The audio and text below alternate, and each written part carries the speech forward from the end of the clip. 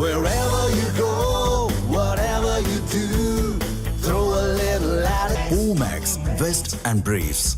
திருவண்ணாமலையில் சிறுமி கூட்டு பாலியல் வன்கொடுமை செய்யப்பட்டதாக கூறப்படும் விவகாரம் குறித்து தேசிய மகளிர் ஆணையம் விசாரணை செய்ய இருப்பதாக தகவல் வெளியாகிருக்கிறது. திருவண்ணாமலை சம்பவத்தை தாமாக முன்வந்து விசாரணைக்கு எடுத்தது தேசிய மகளிர் ஆணையம்.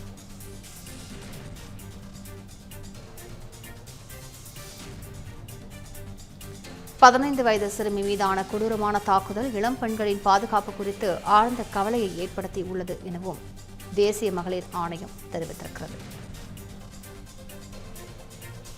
பாரதிய நியாய சம்ஹிதா மற்றும் போக்சோ சட்டத்தின் கீழ் உடனடியாக எஃப்ஐஆர் பதிவு செய்ய உத்தரவும் பிறப்பிக்கப்பட்டிருக்கிறது.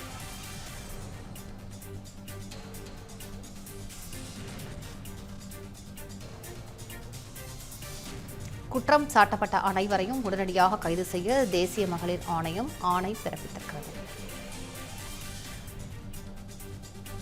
எடுக்கப்பட்ட நடவடிக்கை குறித்த விரிவான அறிக்கையை 5 நாட்களுக்குள் தாக்கல் செய்ய உத்தரவும் பிறப்பிக்கப்பட்டிருக்கிறது. கூடுதல் விவரங்களை தலைமை செய்தியாளர் விக்னேஷ் வழங்கிக்கலாம். விக்னேஷ், இந்த வழக்கின் முழு பின்னணி என்ன? மேலும் தேசிய மகளிர் ஆணையம் எந்த அளவுக்கு விசாரணையை தொடங்கியிருக்கிறது? விரிவான விவரங்களை பதிவு பண்ணுங்க. வணக்கம். திருவண்ணாமலை மாவட்டம் செய்யாறு அருகே தன்னுடைய பாட்டி வீட்டிற்கு சுப நிகழ்ச்சிக்காக கலந்து கொள்ள வந்திருந்த 11ஆம் வகுப்பு, அதாவது காஞ்சிபுரம் மாவட்டத்தைச் சேர்ந்த 11வது வகுப்பு பயிலக்கூடிய மாணவி ஒருவர் அடையாளம் தெரியாத கும்பலால் கடத்தி செல்லப்பட்டு கொடூரமான முறையில் கூட்டு பாலியல் வன்கொடுமை செய்யப்பட்டிருக்கக்கூடிய அந்த செய்தி என்பது தமிழ்நாடு முழுவதும் மிகப்பெரிய அதிர்வலைகளை ஏற்படுத்தி இருக்கிறது.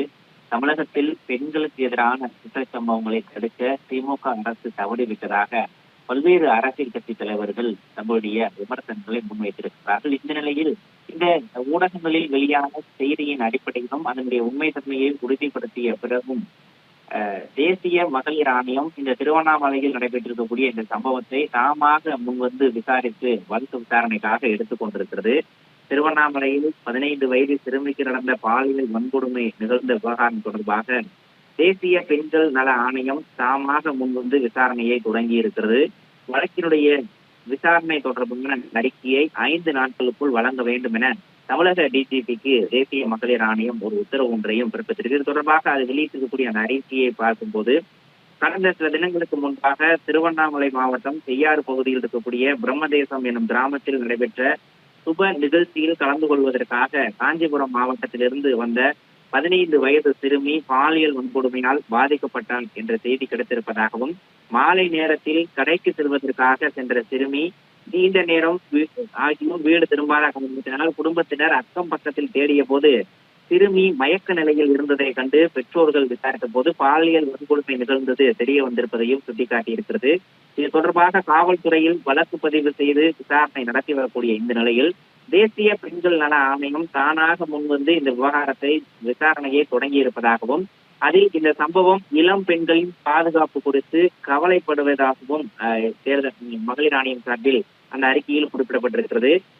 இத்தகைய கொடூர குற்றங்களை தடுக்க வலுவான முன்னெச்சரிக்கை மற்றும் பாதுகாப்பு நடவடிக்கைகள் அவசியம் என்பதையும் தெளிவுபடுத்துவதாக ஆணையம் தெரிவித்திருக்கிறது. மேலும் சிறுமிக்கு எதிரான வன்முறை என்பது மனித உரிமைகளின் மோசமான மீறல் என்றும், இது பாதிக்கப்பட்டவருக்கு உடல், மன மற்றும் உளவியல் ரீதியாக பாதிப்புகளை ஏற்படுத்தும் எனவும் தெரிவித்திருக்கக்கூடிய NCW தன்னுடைய கடுமையான கண்டனத்தையும் பதிவு செய்திருக்கிறது.